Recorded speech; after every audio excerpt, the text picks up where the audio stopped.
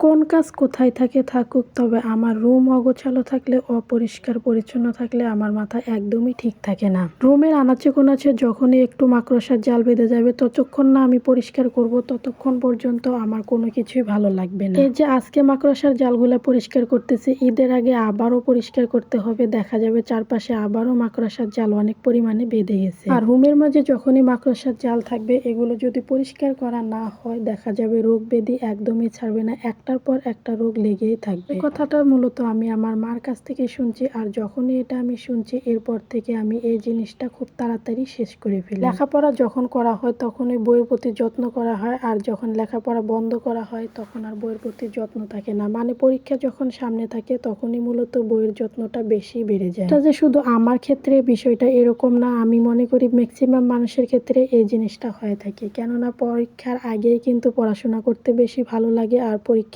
পরে বইপত্র কোথায় কোথায় রাখা হয় এগুলো কিন্তু একদমই খোঁজ নেওয়া হয় না। বেশ কিছুদিনে বইয়ের উপরে এত পরিমাণে ধুলাবালি পড়ে গেছে, তারপর বইগুলো পরিষ্কার করে এখন চলে আসলাম যে মিক্সচাপটা পরিষ্কার করব। দেখেন তো কি পরিমাণে জঙ্গল হয়ে আছে। আসলে এই মিক্সচাপটাতে কিন্তু কোনো কিছু রাখা হয় না, শুধুমাত্র এমনিতে ঘরে রাখা হয়েছে। এটা আমি চাইছিলাম ভেঙে ফেলে দেওয়ার জন্য, কিন্তু আমার ভাবি দেয় না, বলে যে রুমের ভিতরে আছে, সমস্যা কি। এজন্যই মূলত এটা কিন্তু পরিষ্কার রাখা হয় না, যেহেতু এটার ভিতরে কোনো কিছুই রাখিনি। পুরানো কোনো কিছু জিনিস টিনিস যখন থাকে তখন এটার ভিতরে একটু রাখি, আর এমনিতে এমনি পড়ে থাকে। তো মিক্সচাপটাও পরিষ্কার করে নিতেছি, খালি জিনিসপত্র এদিক ওদিক অগোছালো হয়ে আছে, আর এগুলো দেখলে তো আমার মাথা খালি ঘুরে। এজন্য এগুলোই আগে পরিষ্কার করব আজকে। পরিষ্কার পরিচ্ছন্নতা নাকি ইমানের অঙ্গ, আর পরিষ্কার পরিচ্ছন্ন থাকা প্রত্যেকটা মানুষের দায়িত্ব, কর্তব্য। আসলে এই মিক্সচাপটার ভিতরে কিন্তু কোনো কিছুই নাই, অনেক ঘুণ ধরছে, এই জন্য এটার ভিতরে কোনো কিছুই রাখা হয় না, এমনিতেই পড়ে থাকে। শুধু কি ঘুণে ধরছে, সাথে তো উলিও ধরছে, নিচ দিয়ে এত পরিমাণে উলি হয়ে গেছে। এটা খুব